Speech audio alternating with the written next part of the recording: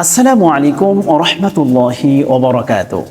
সম্মানিত দিনী ভাই বোনেরা, আজকে আমরা একটি ইন্টারেস্টিং খুব গুরুত্বপূর্ণ বিষয় শিখব।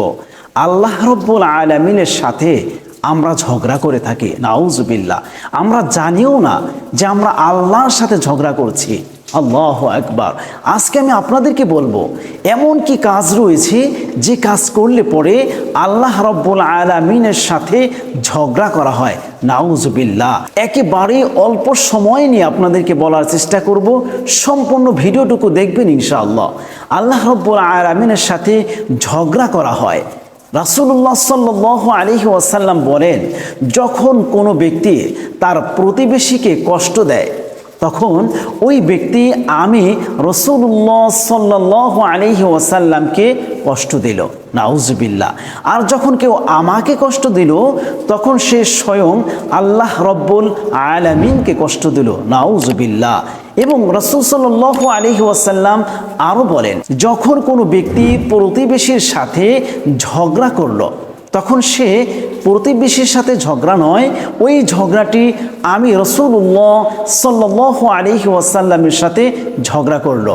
আর যখন আমি রাসূল সাল্লাল্লাহু আলাইহি ওয়াসাল্লামের সাথে সে ঝগড়া করলো, ওইটি স্বয়ং রব্বুল আলামিনের সাথে তার ঝগড়া করা হলো, নাউজুবিল্লাহ।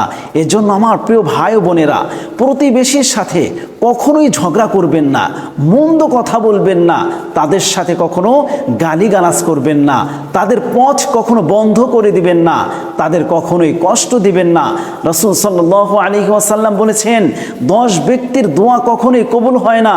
তার মধ্যে এক ধরনের ব্যক্তি হলো যে ব্যক্তি প্রতিবেশীকে কষ্ট দেয়, যে ব্যক্তি প্রতিবেশীর সাথে ঝগড়াঝাটি করে, যে ব্যক্তি প্রতিবেশীর মনে আঘাত দেয়, তার দোয়া কখনোই কবুল হয় না, নাউজুবিল্লাহ।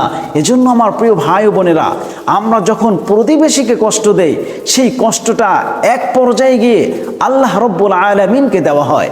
যখন আমরা প্রতিবেশীর সাথে ঝগড়া করি তখন সেই ঝগড়াটা এক পর্যায়ে গিয়ে আল্লাহ রব্বুল আলামিনের সাথে করা হয়।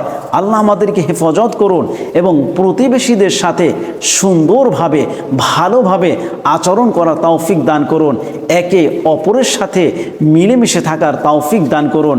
প্রতিবেশীদের সাথে যারা মিলেমিশে থাকতে পারে না, তাদের সাথে যারা ঝগড়া করে, তাদের সাথে যারা সংঘাত করে, তারা কখনোই জান্নাতে যেতে পারবে না। রাসূল সাল্লাল্লাহু আলাইহি ওয়াসাল্লাম বলেছেন, যদি কোনো ব্যক্তি প্রতিবেশীকে কষ্ট দেয়, তাদের সাথে ঝগড়া করে, তাদের মনে আঘাত দেয়, তাহলে ওই ব্যক্তি কখনোই জান্নাতে যেতে পারবে না। এবং জান্নাতে তো যেতে পারবেই না, জান্নাতের সুঘ্রাণও তারা কোনোদিন পাবে না। এজন্য আমার প্রিয় ভাই বোনেরা, আমরা সব সময় প্রতিবেশীদের সাথে মিলেমিশে থাকার চেষ্টা করব, একে অপরের উপকারে সহযোগিতায় এগিয়ে আসবো ইনশাআল্লাহ।